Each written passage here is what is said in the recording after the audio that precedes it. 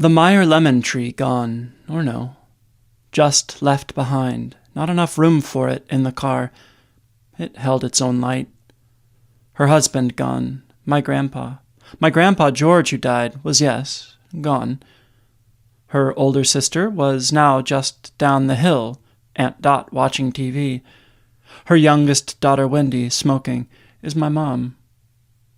On the porch next to the maple, and all us kids in a pile heaped up just over the river, the gin got shoved back of the cabinet, along with birthday candles and paper plates. Not a whiskey in sight. The Bailey's is in the fridge, dear. Ginny came over, Aunt Ginny. And the swimming pool, lit at night, not right now, out the front door anymore. You couldn't just fall into it, but close enough. The traffic swam down Shoals Ferry Road, a line of bees, honeybees, buzzbirds. "Shall we go out for lunch?" was one of her favorite things to say. Her furniture still smelled like California. My treat. Redwoods and eucalyptus snuck around the edges of her new curtains, specially made.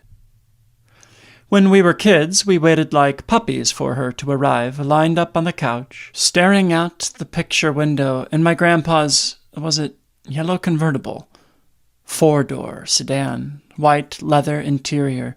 They pulled up in my mind, wearing sunglasses now.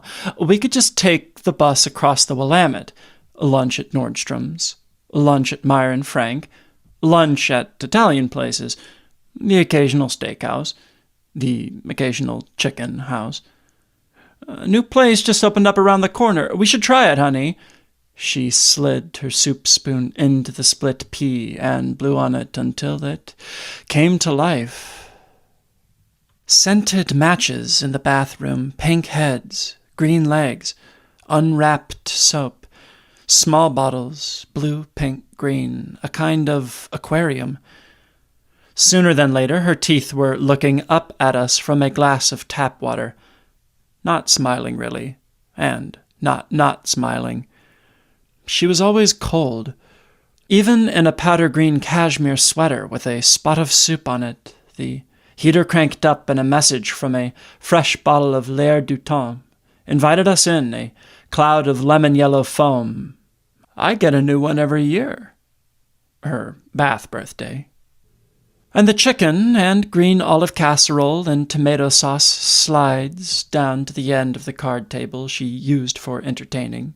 She entertained, and was entertaining. No one has the recipe now, do they? A favorite dish. Its chaffing dish was polished silver, or sure looked like it.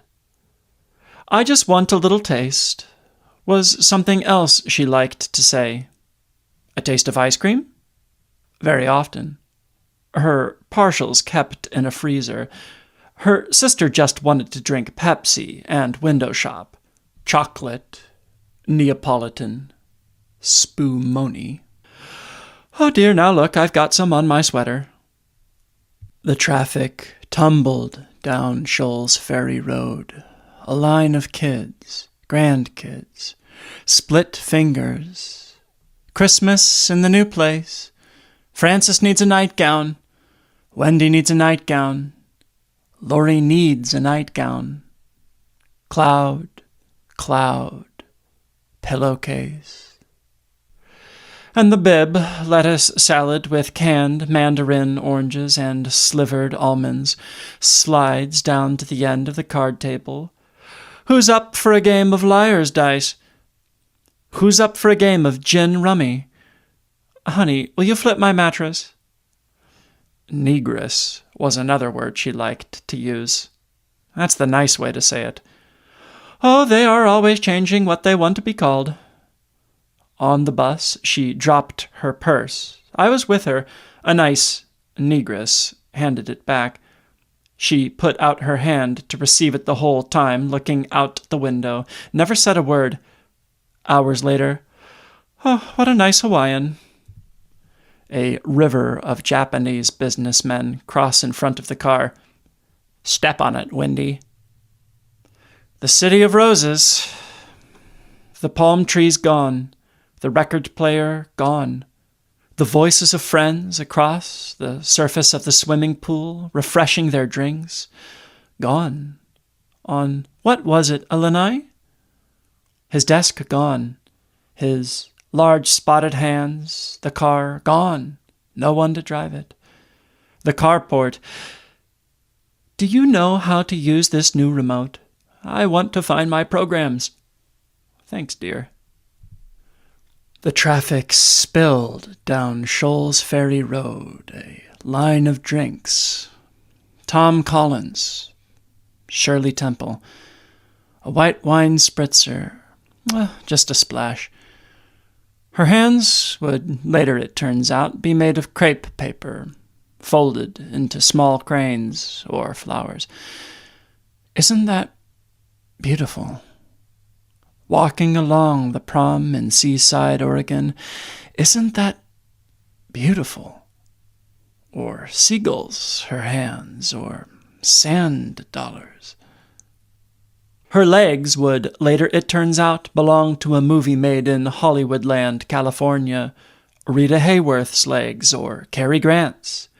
She liked men more than women, and more than most men liked men, Cary's legs.